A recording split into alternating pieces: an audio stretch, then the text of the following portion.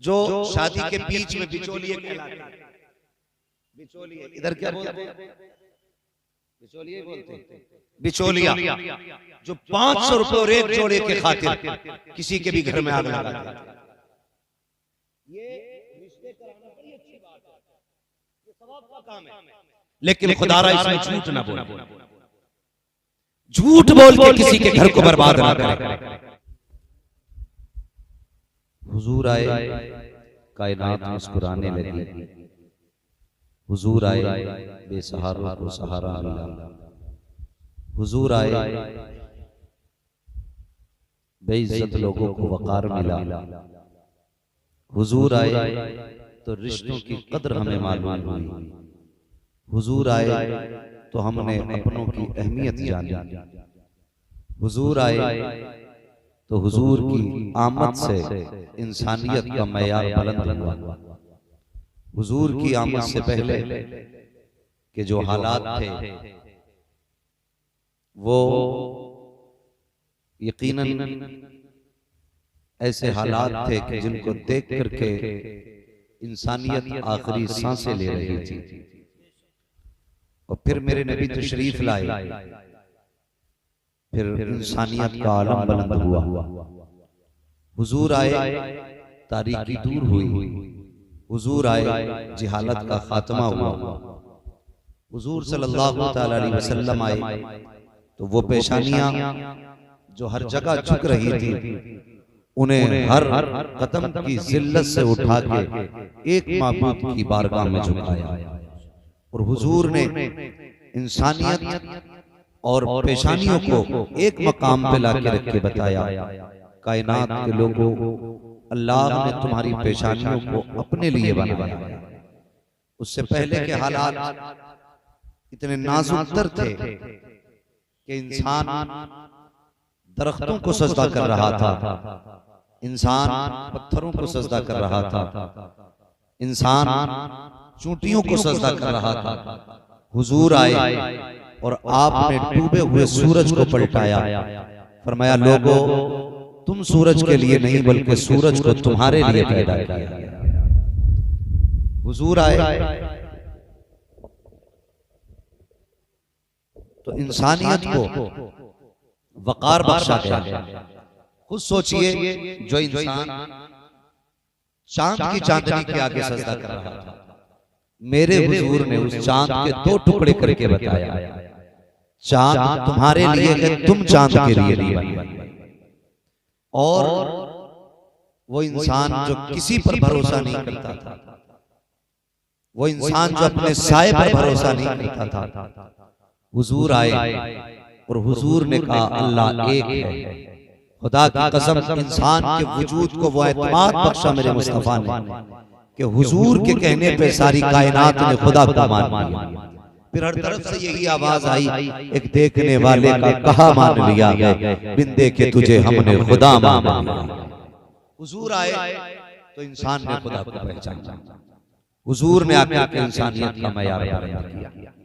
आज हैरत होती है, हमारे बीच आज भी यही झगड़े हैं, हुजूर का विलादत मनाया जाना है कि नहीं, उनकी आमद के जश्न मनने हैं कि नहीं। भाई, अगर कोई बंदा किसी बंदे को अगर मौत के मुंह से निकाल कर जिंदगी के दहाने पे लाके खड़ा कर दे तो उसकी नस्लें उसका एहसान मानती हैं, तो फिर उस नबी का एहसान नहीं मानना चाहिए जिसने जहन्नम से उठा करके हमें जन्नत के दरवाजे पे लाके। अगर किसी रोटी खिलाने वाले का एहसान माना जाएगा तो फिर जिसके खैरात से कायनात बन रही है उसका एहसान क्यों नहीं माना जाएगा।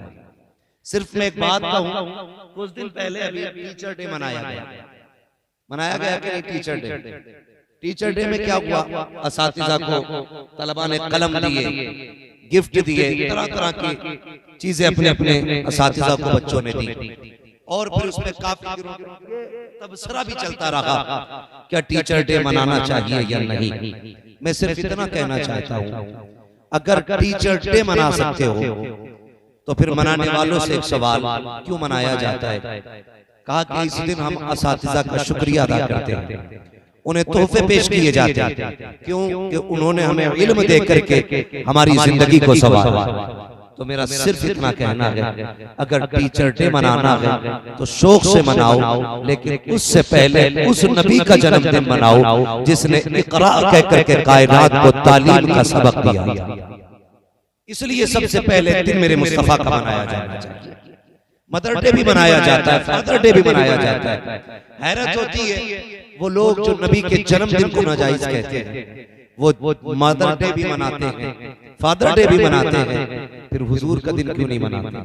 जबकि हुजूर की वो जात है जिसने आकर के ये सबक दिया था, अल जन्नतु तहता अक़दामी उम्महातिकुम, जन्नत तुम्हारी माओं के कदमों के नीचे। जिसने माओं का एहतराम सिखाया, उस नबी का जन्मदिन माँ से पहले मनाया जाना चाहिए। और अभी नहीं, पूरी कायनात के अंदर हुजूर की आमद का जश्न मनाना, पूरी कायनात के अंदर। और अल्लाह ने महबूब के लिए ऐसे घर का इंतखाब किया जो सारे घरानों में अफजल था, ऐसी माँ का इंतखाब किया जो सारी माओं में निराली थी, ऐसे बाप का इंतखाब किया जो बाप सारे बापों में जुदा था। खुदा की कसम, एक यूसुफ को मिस्र का यूसुफ कहा जाता है, एक यूसुफ को मक्के का यूसुफ कहा जाता है। अल्लाह अकबर। जिनको मक्के का यूसुफ कहा जाता है उनका नाम हजरत अब्दुल्ला, उनका नाम हजरत अब्दुल्ला है। इतने हसीन थे हजरत अब्दुल्ला कि लोग आपकी राहों में दीदार के लिए खड़े रहते थे। आज आदमी क्या क्या डिजाइन कराते हैं, दुकानों में जाने के बाद 8-8 घंटे मुंह की पट्टी बंदी रहती है, तब जाकर सूरत किसी को दिखाने के लायक होती है। कुर्बान जाओ हजरत अब्दुल्ला के चेहरे पर कि जिस गली से गुजरते थे लोग हसरत से देखा करते थे, हसरत से लोग देखा करते थे, औरतें पर्दे से झांका करती थी, ये कौन है, ये कौन हसीन जा रहा है। इतने हुस्न से नवाजा था मेरे रब ने हजरत अब्दुल्ला। अब जब हजरत अब्दुल्ला का सैयदा आमिना से निकाह हुआ, आमने सामने तशरीफ फरमाए, बहुत गौर से मेरी बात सुनिए। निकाह होकर के हजरत आमिना हजरत अब्दुल्ला के घर में आ गई। इधर हजरत आमिना बैठी हैं, इधर हजरत अब्दुल्ला बैठे। अब दोनों के जुमले सुनिए। हजरत आमिना कहती हैं, अब्दुल्ला, अल्लाह का शुक्र है जिसने मुझे आप जैसा खूबसूरत और खूबसूरत शोहर अता किया।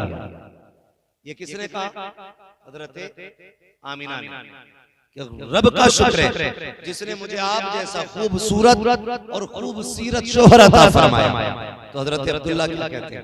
हजरत अब्दुल्ला कहते हैं, नहीं आमिना, तुझसे ज्यादा नसीब वाला तो मैं हूँ, क्योंकि रब ने मुझे सबसे बेहतर खूबसूरत और खूबसूरत बीवी अता फरमाई। आज गौर करने की बात ये है, हर घर में तलाक लगभग आलम ये है कि झगड़े तो 100% घरों में, किसी के कान पे उतर जाती है, किसी के कंधे से उतर जाती है, उतरती हर घर से। हालात देखिए कि अब जब आम मियां बीवी आमने सामने बैठते तो फिर तलाक से पहले नौबत नहीं आती। ऐसे झगड़े बढ़ जाते हैं कि बीवी अपने घर बैठ जाती है और शौहर अपने, फिर बीच के लोग समझौते के नाम पे कहते हैं चलो फिर फैसला ही कर लिया। एक गुजारिश मेरी आपसे, खुदा के वास्ते, अगर आपकी बीवी के अंदर कोई कमी भी हो तो आप उसको नजरअंदाज कीजिए, कभी भी बराबरी मत करना। ये कभी मत कहिएगा कि तेरी औकात क्या है, तू कौन है, तेरी हैसियत क्या है। एक दूसरे की तारीफ करें, इससे घर चलते। हमारे घरों के हालात बिगड़ने लगे, उसकी वजह यह है कि इसके सबसे बड़े जिम्मेदार हैं सबसे पहले ये निकाह कराने वाले लोग, जो शादी के बीच में बिचौलिए कहलाते हैं। बिचौलिए इधर क्या बोलते हैं? बिचौलिए बोलते हैं। बिचौलिया जो 500 रुपए और एक जोड़े के खातिर किसी के भी घर में आग लगाते हैं। ये रिश्ते कराना बड़ी अच्छी बात है, ये सवाब का काम है, लेकिन खुदारा इसमें झूठ ना बोल, झूठ बोल के किसी के घर को बर्बाद ना करे। होता क्या जब रिश्ते की बात आती है ना, लड़के वाले की तरफ पहले जाता है ये बिचौलिया, कहता अभी देख के आ रहा हूं, अभी लड़के के लिए ना मुंबई से 80,000 डाले अपने अब्बा के खाते में, 80,000 डाले अभी, और रिश्ता होते होते पता चलता है, जब इधर 80,000 की खबर है तो लड़की वाला भी कह देता है यार जब इतनी अच्छी कमाई है ना तो फिर ऐसा करो 5 लाख हमसे ले लो, 10 लाख में ये रिश्ता करा दो। इस तरह से फिर रिश्ते कराए जाते हैं। जब निकाह होकर वापस आता है तो पता चलता है कि इसकी कमाई 15,000 रुपए महीना। जब 15,000 रुपए महीना की बात होती है तो फिर झगड़े। लड़की वाले कहते हैं तुमने झूठ बोला था कि तुम्हारा बेटा 80,000 कमा रहा है, तो कहते हैं तूने भी तो झूठ बोला था 10 लाख देंगे, तूने भी तो 3 लाख दिए। फिर यहां से आपस में रिश्तों में इख्तिलाफात पैदा होते हैं, और जब ये इख्तिलाफात आगे बढ़ते हैं तो फिर ये इतने बढ़ जाया करते हैं कि नौबत तलाक पर आ जाया करती है। जिंदगी ऐसे न गुजारो कि घरों में झगड़े पैदा हो। अल्लाह ने तुम्हारे हिस्से में जिसको मुकर्रर किया है उसके साथ जिंदगी सुकून के साथ गुजारो।